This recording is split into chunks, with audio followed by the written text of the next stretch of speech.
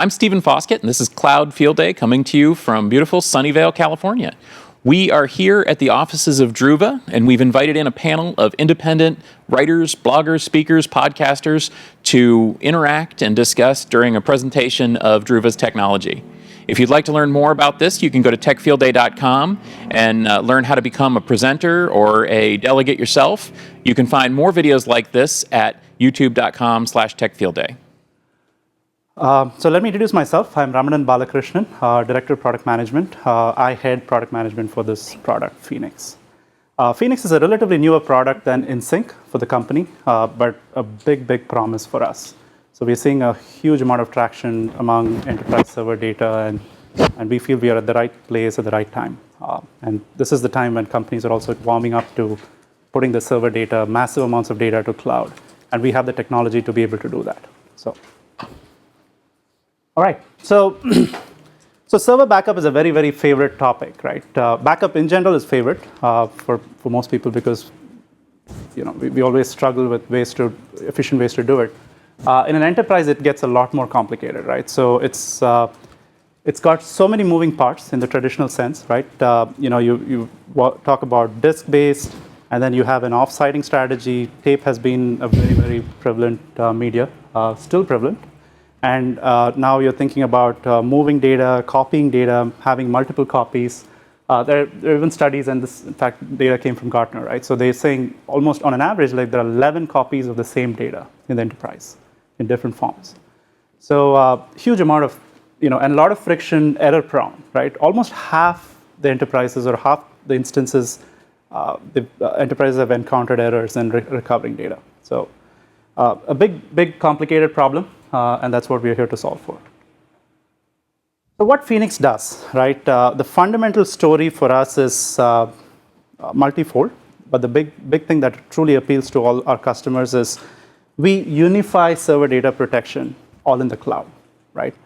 So the way to think about it is, first, the enterprises are able to now decommission their hardware for secondary data, so they can actually invest in hardware just for their primary workloads. But secondary data is all in cloud. So an immediate use case that you would think about is remote offices, right? It's a super sweet spot because remote offices like chain of hospitals or stores, right? They have to have an IT expert in each site. They have to install. They have to remotely manage. And this is a perfect use case where they can throw away their hardware for backup and just back up directly to cloud and be able to manage that centrally, in wherever the core IT admin is. So the unification is a primary use case, and I think Dave actually walked you through the architecture, right? So the same idea about cloud cache, for an optional on-premise cache, and then tiering in the cloud as well. So that's something that we do. So this really translates to a lot of different things, right? So one is the first thing that comes up. TCO Phoenix is really a lot about TCO, right? So it's really how do you eliminate hardware? How do you reduce your admin costs? And what do you do to really reduce your overall total cost for secondary data protection? So I kind of touched upon this. So the product as it's today and the way we've designed it is really it's ideally suited for remote offices sort of use cases. And also small and medium-sized data centers, right? So it's cloud data.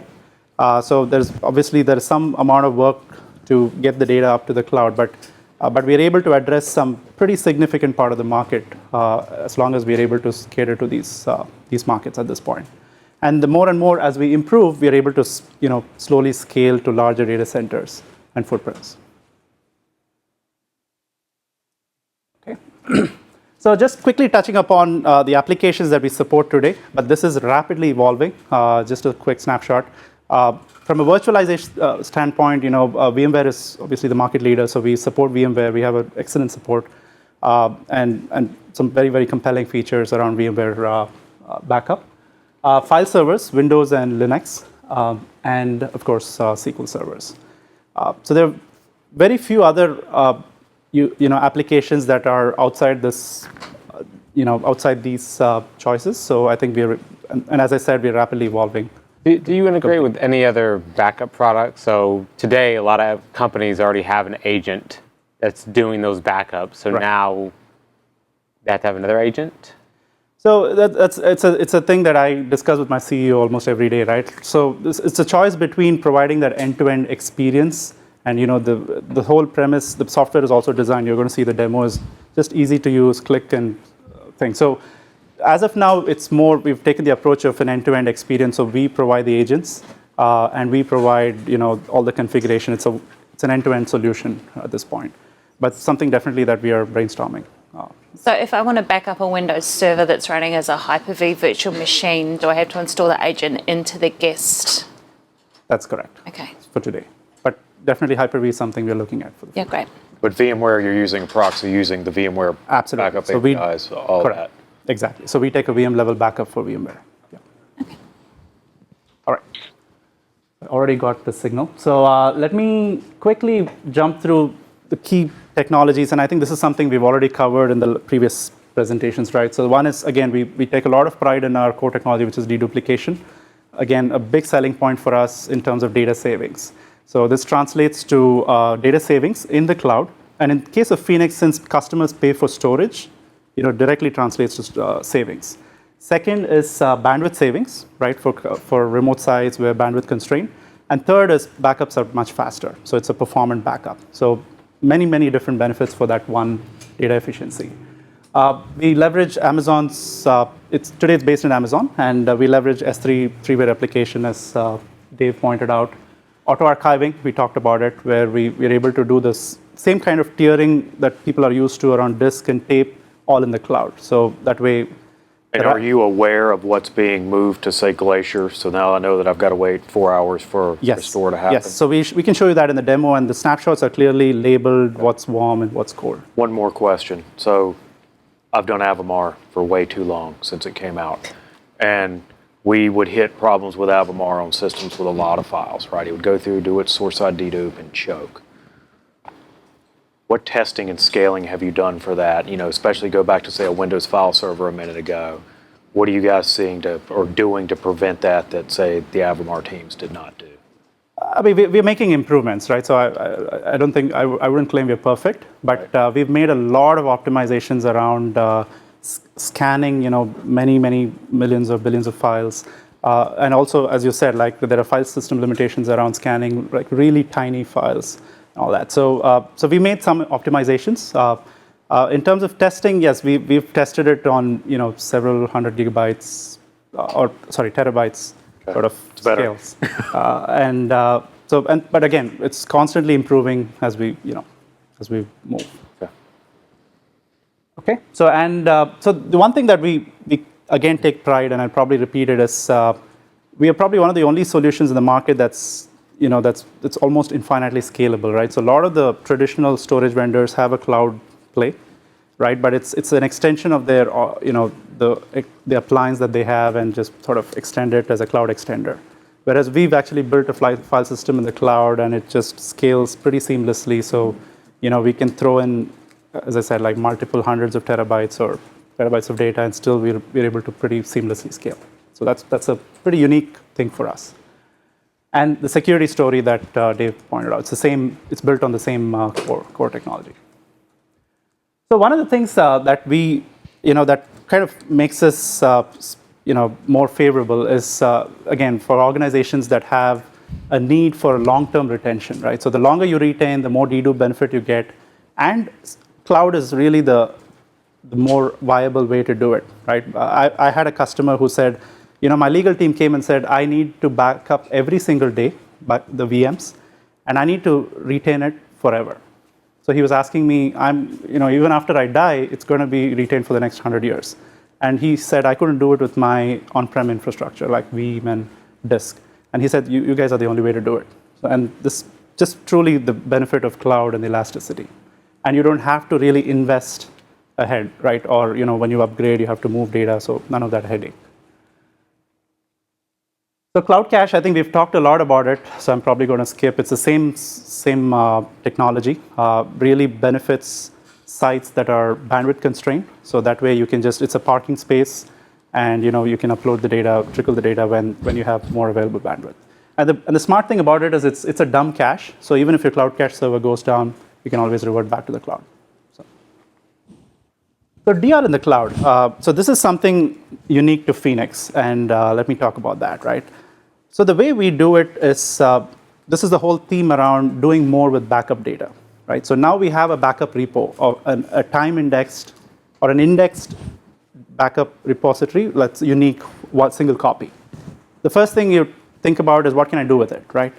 So we have the ability to now, let's say you're backing up VMs, right? So we have a VM level backup. We can actually take this VM, spin it up as an AMI, and just keep it ready to be booted up in the cloud.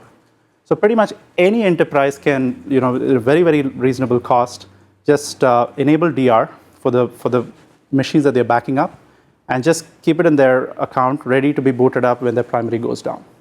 So it's just basically having the whole DR site in the cloud, on demand. So I saw this on your site, and we've been kind of kicking around with this. Okay. You make it sound really easy. It is. But no DR within a public cloud is that easy. So machine images, replicated up. Are you spinning those up? Because you have to use Amazon AMIs, right? And you're assuming that we're going to just lay the data down. Are you also assuming the customer is going to reinstall the applications to point to that data?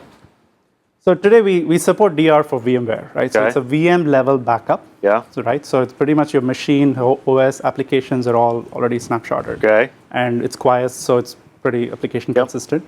The other thing is we do DR. The way we've architected it is these AMIs are created in the customer VPC. Okay. So that way we don't have access to live applications. So Okay. the same security paradigm, and that's pretty much it. So we have the VMware image. 5 minutes, okay. So we have the VMware image, and we are able to convert it to an AMI. Pretty. Drivers and everything underneath? Yep. Okay. Yep. And then it's up to the customer to architect the VPCs for the network configuration, the connectivity. Correct. All that stuff. And all that is configurable through Phoenix, by the way. So Now, if you take a look at some of the other tools that do this, Zerto, which is not a backup tool, right? It's a replication tool. But let's play along for a minute. There's orchestration pieces in there that I can re-IP and do that. Do you offer any of that yet? Or is it strictly I'm booting this thing up and we're good to go, and it's up to you to get on the console and to re-IP it if you need it, or change anything else if you need it? That's a very good question. So we do allow as part of the DR plan, right? So when you define your DR policy and your DR plan, you can specify a couple of things. Number one is what VPC you want to boot into it, right? What kind of machine? Is it going to be M4X large or anything else, right? Also, you can decide what IP address. Do you want to assign any elastic IP addresses and all that? So you define that. From the way we see it, you have to define your VPC before and keep it ready. Provide that as an input to us, and when a VM converts into an EC2 and boots up, you get a live application or the VM running, whatever Windows, Linux, whatever you're running underneath. Yeah. What is if you have a site failure, what happens to the key? So how am I going to get the data? It almost seems like a chicken and egg situation. How do I, if I'm using Druva to back up my key, how do I get to the key if I don't have it? You mean from a Phoenix perspective, how do we get access to the VM itself? Well, for the data, right? So if I lose the site, does it just know based on the token because I'm using my user credentials to log in? Or how am I getting into the data if I lost a site which had my key? Maybe I backed up the key through endpoint backup in sync, but... No, so let me clarify, right? So the AMIs are created in the customer's AWS account. Right. So it's their AWS account. It's pretty much online, right? Like as long as they have a browser login and just boot it up. So it's part of the customer's VPC setup in their own account. So does that? No, I'll take it offline. It's just maybe I'm just not understanding how the key works with encrypting the data and how you access the data with that.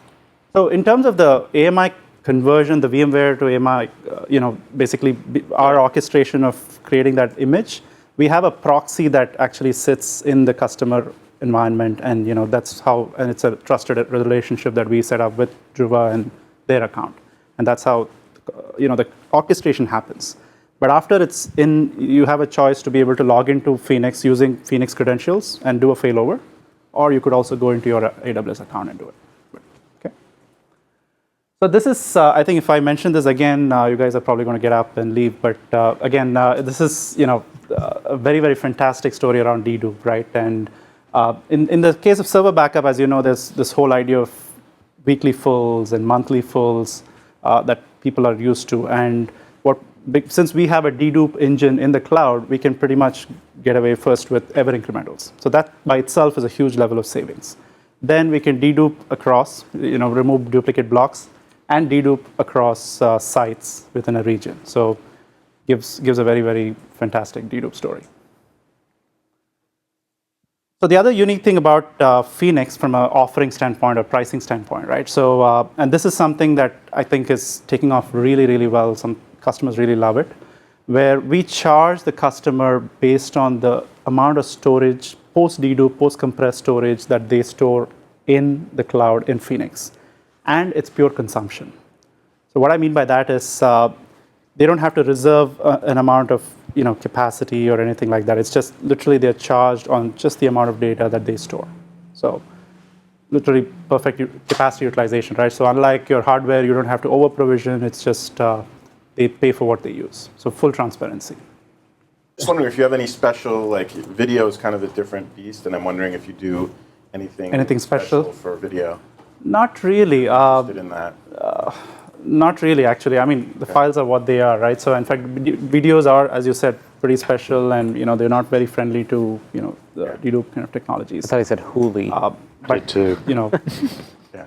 So I don't think there's. I mean, that is, I don't know, Mike, but that's why we do the variable block sizing and things like that, is to try to maximize the dedupe. Like I said, on the high end, we've seen dedupe 17, 20 to 1. On the low end, when you start talking a lot of image files and video files, it goes down to like a 1.6 or something ratio. So it's very difficult. The data is chaotic, right? So the more chaos in an MP4, for example, it's very hard to pull out anything and dedupe it. So at that point, it's still in some ways, if you are dealing with distributed sites or you're dealing with a lot of employees that have a lot of data, it's still more optimal to go that way rather than try to do that all on-prem these days. Right. And like I mentioned with InSync, which is what they're using, it's a per user license. It's not based on storage capacity. So.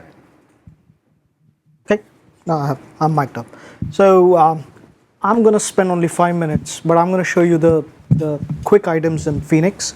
Stop me, ask me any questions if you have, right? I can go deeper. So